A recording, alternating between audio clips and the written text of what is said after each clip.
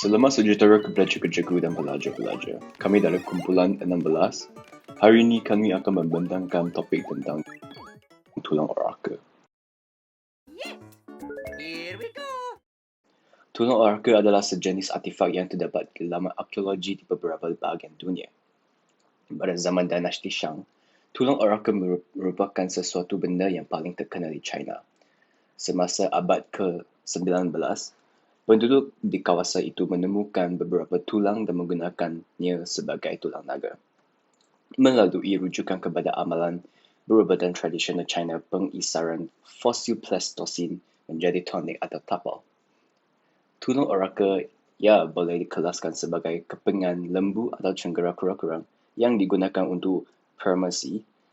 Selain itu, tulang tersebut telah menjadi sesuatu bentuk ramalan di China kuno, terutamanya semasa dinasti Shang.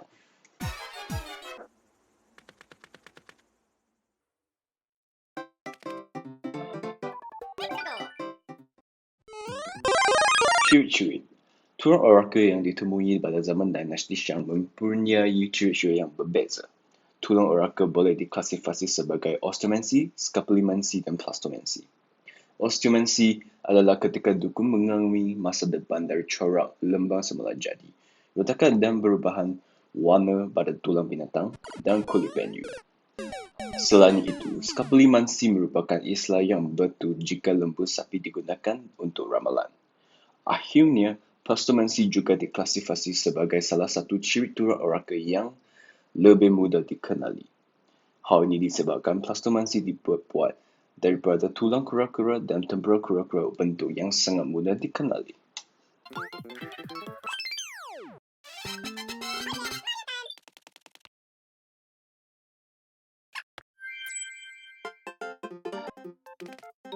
Dalam tamadun Cina, penampilan tulang oraka digunakan untuk memperhatikan bentuk ramalan tertentu, peramal, yang dikenal sebagai prior osteomancy.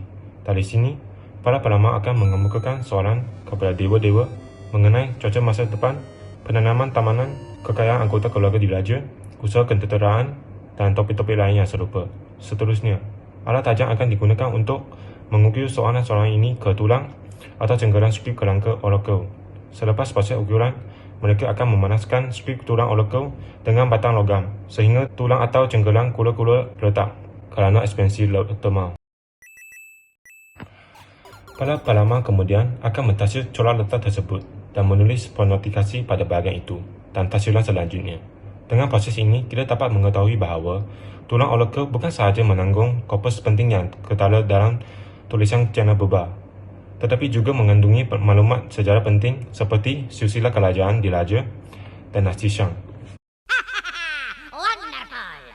It's me, Mario. Tulang oraka telah ditemui pada awal abad ke-20 dan ia dipercaya kekal daripada dinasti Shang. Tulang oraka ditemui secara berkala oleh petani tempatan sejak awal dinasti Sui dan Tang dan mungkin dimula awal dinasti Han.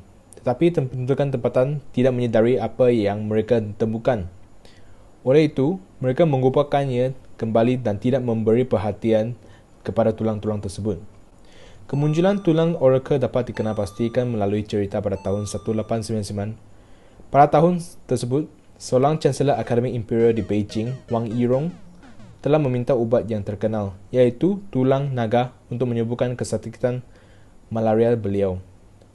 Semasa beliau mendapati tulang itu, ia masih belum menjadi serbuk dan mereka terlihat beberapa perkataan aneh pada tulang naga itu. Selepas membaca perkataan itu, beliau mendapati bahawa perkataan itu merupakan perkataan kuno. Oleh itu, Wang Yirong pun menentukan kepentingan tulang oraka dan mulai mencari dan memperoleh tulang oraka daripada penduduk tempatan. Oleh kerana peristiwa ini, kemunculan dan kepentingan tulang oraka ditetapkan. Dengan ini, beliau dipercayai sebagai orang pertama pada zaman moden untuk mengenali tanda-tanda tulang oraka sebagai tulisan Cina Purba. Tanda-tanda tersebut adalah sama dengan yang ada dalam gangsa dinasti Zhou. Pada tahun 1903, Sebuah buku Rubbing of the Oracle Bone Inscription telah diterbitkan oleh sahabat baik Wang, iaitu Liu Yi, selepas Wang membunuh diri. Akhirnya, seorang ulama, Luo Zhenyu, telah menemui sumber tulang oracle yang berhampiran Anyang pada tahun 1908 dan menyedari bahawa kawasan itu adalah tempat ibu kota dinasti Shang yang terakhir. Mamma mia!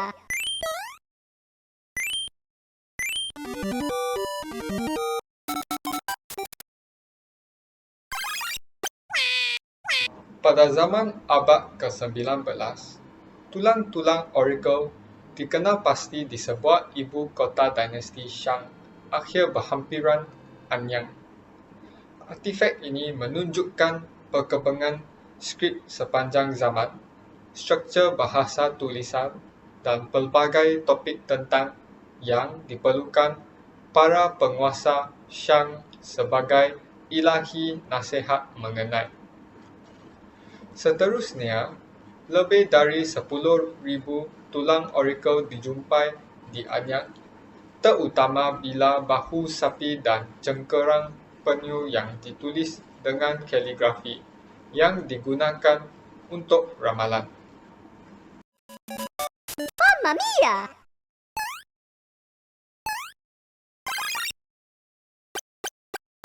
Bukan itu sahaja, bengkel di Anyang merupakan tempat pembuatan artifak tulang yang nampaknya mengitas semula bangkai binatang korban.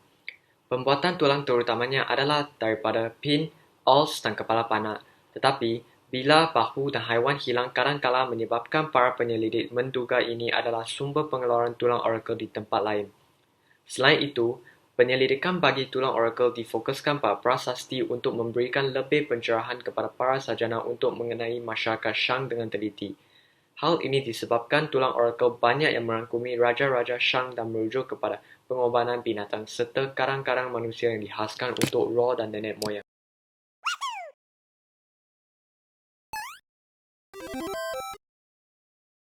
Antara kesan penggunaan tulang oracle dalam kehidupan masyarakat tamadun ini ialah yang membantu dan membolehkan golongan bomo menilik atau meramal sesuatu keadaan.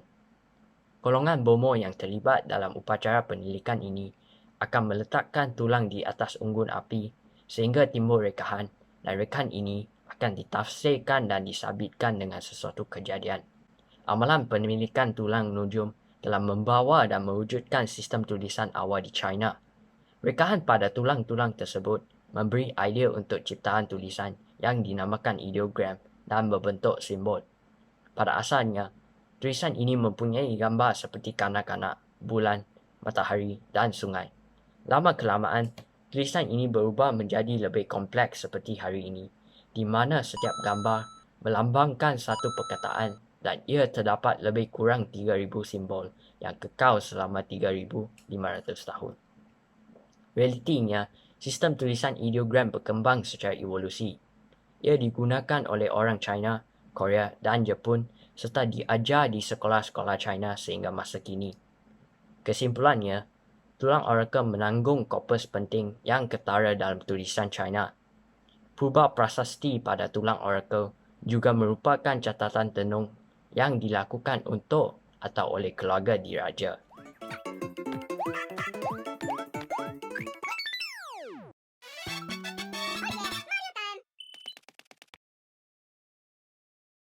With me now.